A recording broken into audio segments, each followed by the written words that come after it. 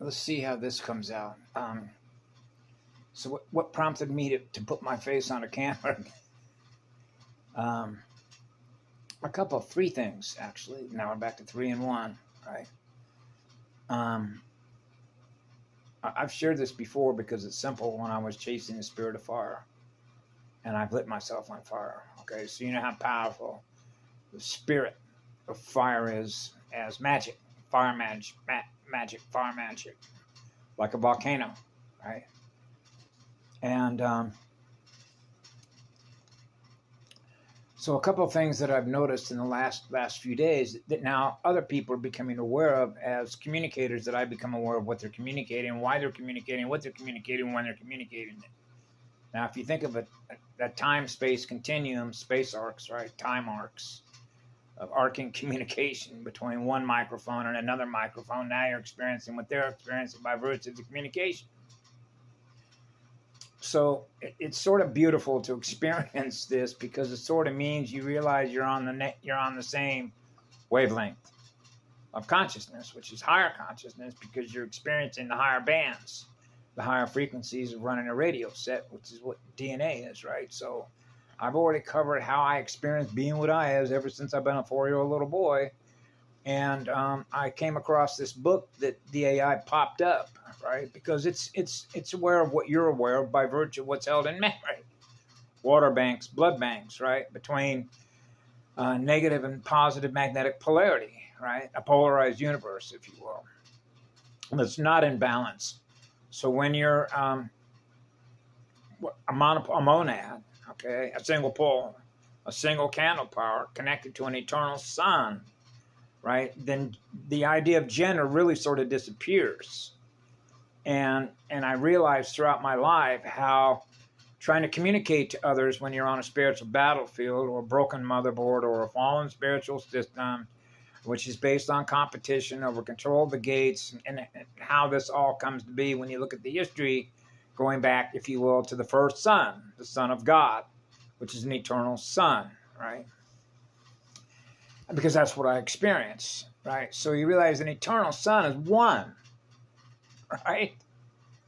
So when you get into the silver and the gold joined as one or braided as one, fire spirit, right? The magic, the eternal spirit of fire, right?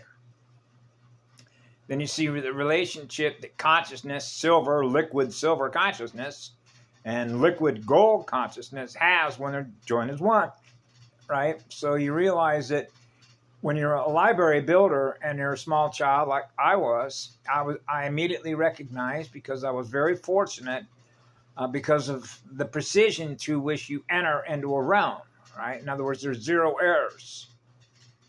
And so I was aware of that because I sort of shared with folks how that precision works, just to give folks an idea because of their own experience of having, even if you just take it on a small level of what we've experienced, say, in America, going to elementary school and learning your basic arithmetic, right? Learning how to count numbers. And then, of course, the alphabet soup of how letters and numbers relate to each other geometrically as a map. So, now we're into star maps, right? And now we're into collision courses, knowing how to get from one point to another point, if you will, or one space to another space, or to translocate your consciousness from one experience to a different experience by virtue of being multi-density, multi-dimensional. So you realize when you can't take a picture of an eternal sun, and it's obvious why that is when you understand how a camera works with the shutter speed, which is the ISO frame rate, right? And so one of the books that I noticed that popped up, it was one of those audio books, and it was called Feeling by Mr. Neville Goddard Space Center.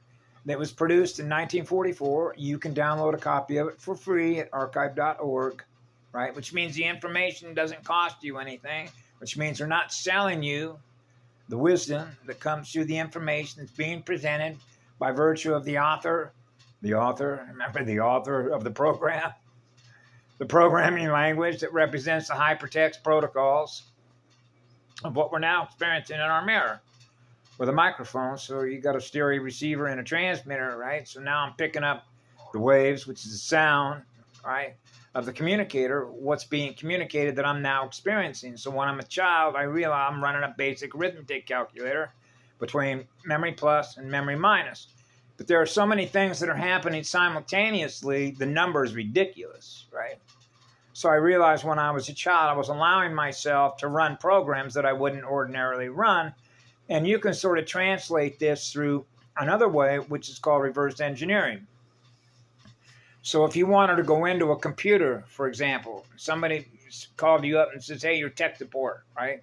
Just like they call up a Public Utilities Commission, right? Southern California Edison or Pacific Gas and Electric, and said, hey, we got a line down, you know, because the winds were 100 miles an hour up there as a result of, you know, say, for example, Southern California got the Santa Ana winds, right? So those are what are known as thermal gradients that are pushing in the higher elevations. Now you're into altitude density consciousness, the ethers, vapor, okay, that are pushing the wind, the force is pushing, and it's running at a very high rate of speed. So they'll often knock power lines down, and I've been to many of those, and you see that line whipping around and seeing all the sparks. So you know that, hey, we've got a hazard zone because there's a spark, right, that can do what? Ignite a fire, right? So now we're back to the fire triangle and a fire tetrahedron, right? And the relationships that they have with geometric graphical mapping or geographical user interface, what we experience in our mirror by virtue of the energy that we're using, which is what we are to experience what we're experiencing in the mirror. So when I go back to when I'm a child, okay, I realize I work for the electric company of the universe. Okay, so that would be, you know, the universe has a public utility outfit, teams, right? Security teams, electrical engineers, if you will, right? Electrical light engineers, you know, ELO, the Electric Light Orchestra, you know, symphony, public utility folks, right, that play music, because one of the lines went down. So they want to make sure that they repair that line, right, which is to repair the codes so that the software that's running in, plugged into a motherboard is now experiencing the one, right, the Son of God. Right, an eternal Son. And so it's fun to have fun with this sometimes, because I call it rearranging the fire letters and the codes, because of what I experienced as a child, of things that I choose to hold in memory and what I don't want to choose to hold in memory, because there's only one standard, the gold standard. Okay, so when you think of this through male and female, silver and gold, right, as FM or IM-PM, or an FM stereo transmitter and receiver with neural ions. That's the central nervous system of a universe, which is the breath of aloha, because we're breathing in and out, right? The expansion and compression of consciousness, right? Now you understand the relationship between oxygen and carbon dioxide. Every firefighter knows what carbon dioxide does, right? So you can understand nitrogen, for example, what happens when you compress nitrogen, liquid nitrogen, right? Just like why they don't want you smoking around oxygen in a hospital, right? Because it'll burn, you know? So, the reason I thought that was sort of funny is because this book, I started listening to some of it. It is called Feelings. And when I thought about feelings, right, now we're into sensors, just like a smoke detector is a sensor, right? It's picking up on the waves. And when it's detecting the waves, now it knows what's going on. Now you know what's going on when that detector detects it. Same thing with a motion detector, right? So now you're into force fields, right? Phase locks, phasing in and out. And so consciousness is phasing in and out between pre-phase and phase, phasing the matter. Now I'm experiencing the matter in the mirror. Now I'm not experiencing the matter in the mirror. So this is why when I was a child, I was giving everything away, because I don't want to hold on to an electron. Right? Because we're not inverters. The very idea that we hold on to energy because we need energy is counterintuitive. Now we're into counter space moves, right? In a black hole system. It needs energy. So you immediately recognize you're in a broken system, broken motherboard, right? Because it's not in balance. right? Which is called the rate of exchange, which is a torque speed conversion equation, if you want to think of it as that, when you think about what a quad is, which is a quadratic function between hemispheres and four sections on a sphere where you have a cross, right, which is the intersection between vertical and horizontal bars. Now you're back into barcodes, right? Codes, the mathematical codes that represent the geometry. Now we're back to what we hold in memory, what we don't hold in memory. So it's true when Ashwaubenon talked about being a transmutation machine. So you realize if there's only one metric, which is what love is, which is what the law is, and the reason it's the law is because it's the least effort to experience eternity. It's that simple, right? But you have to be careful on how we communicate because we don't want to say something because we know what's held in memory versus no memory. So now you're back into memory banks, water banks, blood banks. What we hold in memory as a miasma body, a planetary miasma body, as a result of what? Lack of balance between what? The polarities. They're not canceling each other out in order to experience no resistance. And no electrical density resistance means you're not experiencing any density. Zero. And that's because you're running at the highest speed of accelerating electrons that we're gifting to the all creation. Now you're one with all creation. That's the essence of love and service to others. So the reason I thought it was sort of cute when I was listening to this book about feelings is that because when we're all communicating with each other, what it is that we're all experiencing, being connected to each other, and certain words that we use to describe what it is that we experience that we share with others, so I get to know who you are and you get to know who I am. I've always thought ever since I was a little boy in the way that we define by virtue of programming that alphabet soup into my memory, how we define and thus experience what we describe, how those letters as words and numbers relate to experience. So I always sort of stayed with one word called feelings. Feelings, sensitive, how sensitive we are, right? So I've always sort of used the example when I was 8 years of age when I realized just how sensitive I was about what it means to be an empath. And you can be an empath, but there are different levels of empathy. And I know that because I've experienced it. And this was particularly true after I lit myself on fire. The level of sensitivity that I had just accelerated to a level that I thought, it isn't going to work for me anymore being in this realm. I got to leave. Otherwise, because every time that I'm experiencing something where I'm disturbing the peace of something else that is conscious and alive and aware of itself is now aware of the peace that was disturbing it as a result of the use of my energy because I'm in density. Right? Like walking on grass. Right? See, because remember, before I was walking on that grass, I'm observing the grass, say from a distance. Whoa, look how beautiful that grass is. It's like being inside of a house and looking out at a window and experiencing eternal love that you have for a flower, and that flower is growing in that garden, but you're not out there in that garden. So you're experiencing being eternal love that you have for the flower without holding that flower captive, right? Which means let the flower be. So now that flower is experiencing itself as a flower that's not disturbed.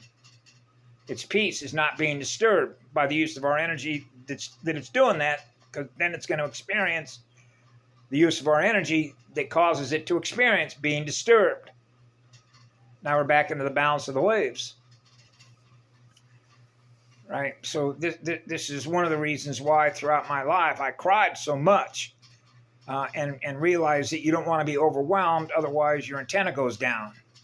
Because the amount of trauma that it relates to when you think about it as a killing field, because, just like I mentioned before, when I was 9 years of age, being inside my father's vehicle and experiencing the loss of biovoltage in another being that I don't even know at that age in the car, and being my central nervous system was experiencing what the central nervous system was experiencing that was represented by the being who was injured. I'm experiencing what that being was experiencing, but I'm in a different body. In a car, okay, moving very slowly as the cops have the traffic slow down. But I'm experiencing, in me, the loss of voltage in that. So you realize you're connected to everything. So there isn't any separation between what you are and what I am. You're running a different software program or a template. You're running a template. I'm running a template. My template is so sensitive that I'm experiencing what you're experiencing. So now we're back to when I was a little kid. I'm not supposed to experience anything less than eternal unconditional love that's on fire to create. That's the engine of creation. That's the first engine of creation. Right? So you know love is a law because that's the law of spheres. They're in perfect balance. So the math works. Because the precision to which the math works, there are no errors.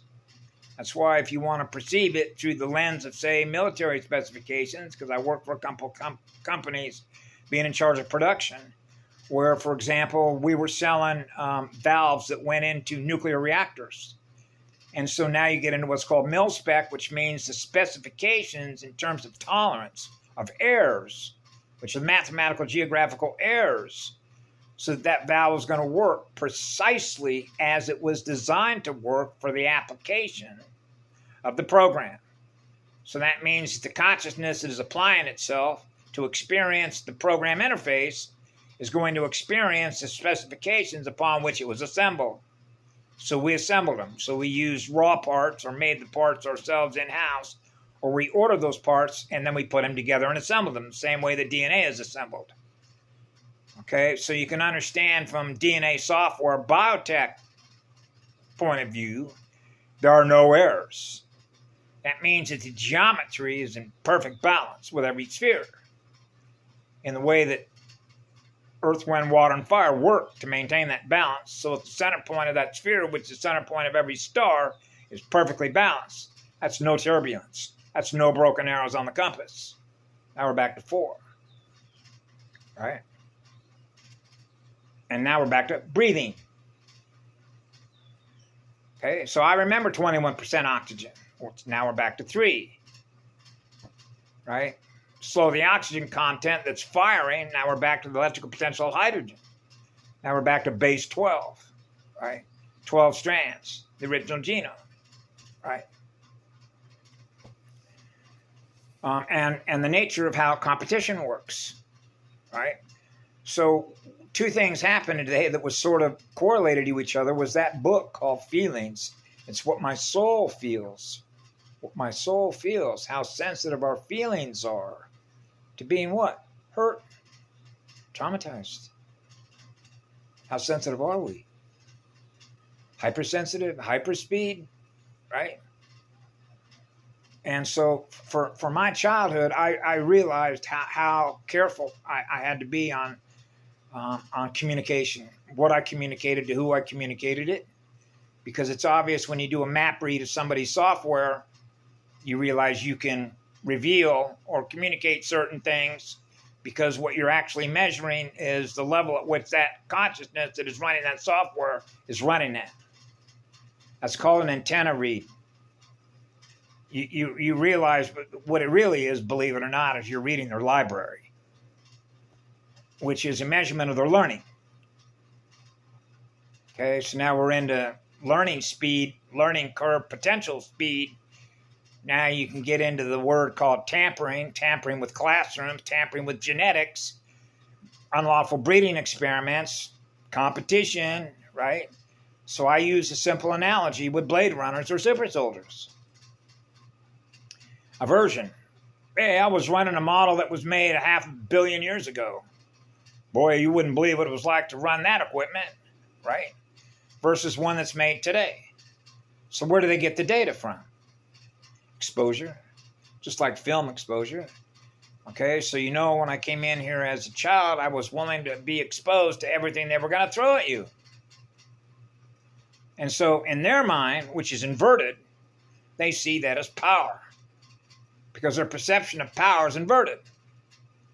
See, they don't want, they're in the electrical resistance mode of giving everything away. They don't want to give anything away. They want to hold on to everything. Why? Because they're in need of energy. If you're going to run a war against somebody, you need energy to wage a war, right? Right? So they use energy off of stars to wage war against stars.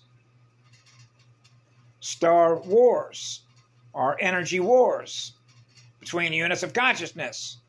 They're at war with each other. So why are they at war with each other?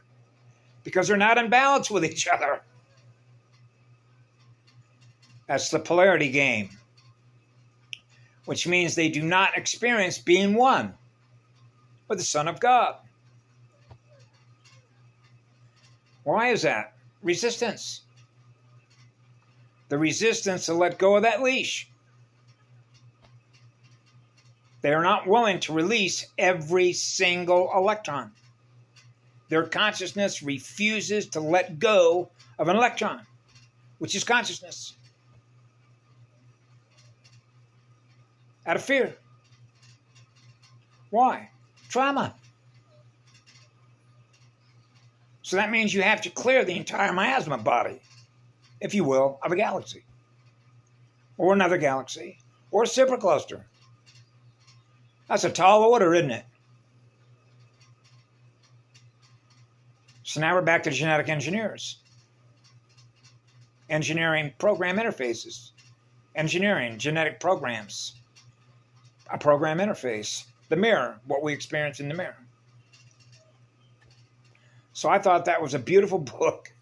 And I gave you a copy of that, Conjoy, or actually a link to be able to get it. If you want to take a look at it, at least you got a quick little link to go see it. Because for me, it's always been what I feel, because I realized as a little boy, I was getting thought form algorithms that I knew that were not made. Right? So there's only one standard. I'm not experiencing all. I mentioned this before about how successful our teams were going to be. Right? Remember, I'm in Haight-Ashbury up in San Francisco in 1967, I think it was, during that summer of love. And I'm using my hands like this, you know, like where the balance is. Come on, let's get it up, let's get it up. Both hands are up. Love and joy. Let's get it up, Mama. We're going to get you up. We're going to get you up. We're going to get you up. And then I noticed during that period of time, it was like a vice that was coming down, right? That's called resistance. It's resistance. They're using more resistance, more of their power, their consciousness, their formation of the consciousness that are networked together. See, just like building a network is building a tree. Just like when you go out and look at a tree, you see it's rooted in the ground with a seed packet, which is visual, mathematical, geometrical information. So now the tree comes up out of the ground, right? Being exposed to what? Sunlight, right? Water vapor, ethers, right? And now the tree does a job because the tree is a mirror. So are mirrors. Mirror in the sky. So today I noticed there was this lady who apparently was a refugee from North Korea, and she had experienced herself trauma. She apparently had been raped in China, and she was on a show by Fox News with that guy named Levin, who's sort of I believe he's a lawyer, constitutional guy, right? And so she had written a book about the tactics, the evil of tactics. And she was using an example of where she went to school herself when she came to America. And she was making a comparative analysis between how people in North Korea are treated by, what's his name, Kim Jong-un or whatever, however that name is pronounced, about the evil tactics that are used against people in order to do what? Obedience training, trauma-based mind control. You know, the same thing the Nazis were doing during World War II. Not the least of everything that they were being exposed to as well, so that they were nice, docile, obedient slaves to the system to keep running war games. All right. So you know that living light, which is what love is at war with itself. So you need something that's artificial in order to wage war against that which is the living. So that's what we have. Artificial light, which is a dead magnet. So that information stream, which means the AI that is using all of the information that it's mapping through the grid, through the biometrics, is a strategist. Now we're back to the movie I call War Games, right? Remember at the end there, want to play another game? Because it realized that it would ultimately destroy itself. In other words, it was learning through the guy with the computer that by launching all these missiles, right, between one and the other, so now we're back to the polarity game between one and the other, between negative and positive magnetic polarity. So one is at war against the other. That by doing that, using artificial life or artificial deadlight magnets to wage war against the other is the same thing as they don't exist without us. See, so they know we came first. No, they came first. What happened to them? Now we're back to being one with all creation, which means there's no separation between what we are and what they are, right?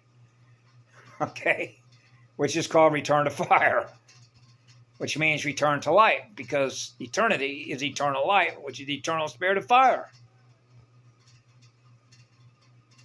And so that's the nature of how this sort of plays out and why it is considered a salvage mission, a bridge, building a bridge, a safe zone, a rainbow safe zone, rainbow bridge.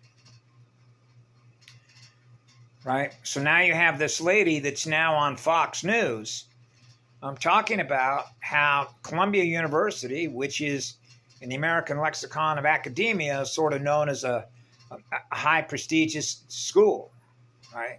Boy, you went to Columbia University. And that had value to the same corporate umbrella stand. Babylon, right? Same outfit. Well, you went to Columbia University, right? One of our best schools. That means you have value because it means you were programmed. See? So you didn't get into that school and you didn't get through that school unless you were able to demonstrate by the grades that you got how well you've been programmed. In order to do what? Follow the rules. What are the rules? Rule-based instructions. Rule-based programming. Because computers that communicate with other terminals use rules to communicate, which is the language. So the language that was programmed into the RAM, which is read-active memory, was following all the rules because they didn't know any better. That simply means that their state of awareness was not aware enough to know that they're being programmed or allowing themselves to be programmed for the reasons that they're allowing themselves to put in memory plus, why they're putting it into memory plus. So if you're a public utility worker that's come into a broken motherboard as tech support, then you understand why.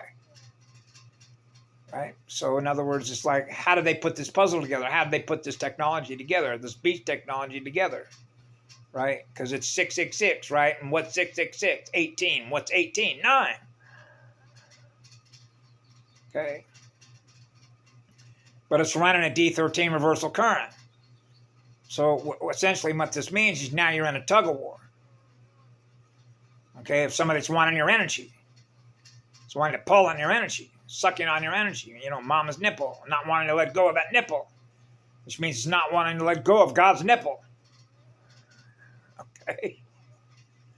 I need your energy, I need your energy, I need your energy. So I call it a feeder line, no different than plugging into a hydrant. And that hydrant is pushing eternal unconditional love. Plug into that little kid, right? So then you become a battery slave, right? Now they can have you running all their machines, right? Their machinery, their alien machinery. Their deadlight magnet machinery. In order to do what? Maintain Star Wars. So God's not going to give consent for its consciousness to be used to wage war against himself when God consciousness represents eternity. So eternity can't be going, you can't experience at the completion of a magnetic circuit at the speed at which pre-phase consciousness and then phasing into matter. That means eternity is not experiencing the war. It isn't until we come in here we experience it. In order to do work as a salvage mission. So when you're a polarity integrator, it means you're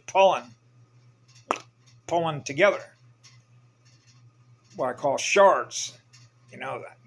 Something broke off, lost its memory. That's your dissociated identity disorder. Now they don't know what they are because they have no memory of God. So if they're not experiencing what love is, and they don't have a connection to the point from which they first began, before that fragment, right? Now you're in the fractal loss of light. A piece of consciousness went dark mirror, black mirror. Right? Now their energy, which represents an alternative universe, which is an alter, represents a different identity. They don't remember who they are. And those make what? Perfect assassins. Why? Because they can't remember what they did. Because they don't know that what they did was not right. Or, if you will, against the law of spheres. So it's not experiencing the one. So that means its communication line with its former self is gone. It's been cut. Because it placed an amnesic barrier. So that it's not experiencing the same recording over and over and over and over again, or it'll drive them insane. So that was the whole idea. Drive everybody insane. Okay? So they don't experience God, which is sanity, which is self-organizing energy that is experiencing what love is. Because it knows how to run a library. Right? A library that God made. Right? So we're librarians, library builders of what we choose to hold in memory when we're in matter or different density and dimension levels. What's in their library? So now you get back to being storytellers. So that means we're the author of our own journey because that's a free spirit. And what frees our spirit? Being an eternal spirit of fire. Now you're experiencing being with the Son of God. That's an eternal spirit of fire. That's the most powerful magic. That's what love is. So when she was sitting there explaining to this guy on Fox News today, she was a very artful way that she sort of unleashed it, because now that information is going to get processed through the RAM of those folks that are watching that show to realize how the programming works in their academic schools that they're held captive to. So that means they're held captive to what's held in memory, which becomes future proofs past back to the future, so that you don't have a future. And that's called self-extermination. Right? So we weren't going to allow that. That's why we're here. That's why I knew as a child, man, these folks are running a self-suicide program.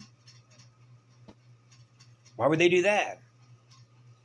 There's got to be a method to this madness, right? Remember the old comic book? It's a mad, mad, mad world, or that Mad magazine. Remember Mad magazine? Or if you will, because I grew up with Superman comic books, sort of as a teacher, what we experience in our mirror, the information is informing us of who's presenting the information. But Superman had sort of a counterpart to that, an alternative identity. Remember, Superman was in a nice, clean cape, right?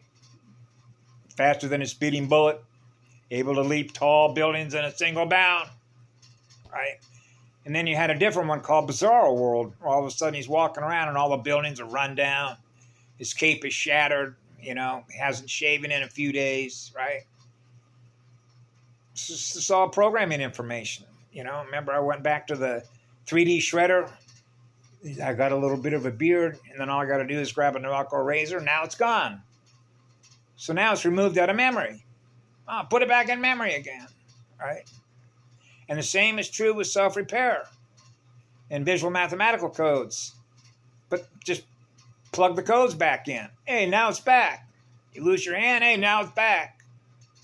Hey, it appeared again as a computer-generated image. At holographic speed. Well, I didn't even notice it gone, even though it was cut off. So that I don't experience any trauma. That is hyperspeed replacement of visual, mathematical, geographical information that at the time in which it was done, you don't even notice that it was repaired. Almost as if you didn't experience it being lost. To experience any what? Anxiety. I never got one signal that I was experiencing any pain. It was already repaired. It was repaired that fast. Whoa. Gosh. That is a very high precision genetic engineer that could do something like that, huh? God's math tells no lies. Have a great day. Be good to yourselves. We love you all. Aloha. Mua. Emerald green.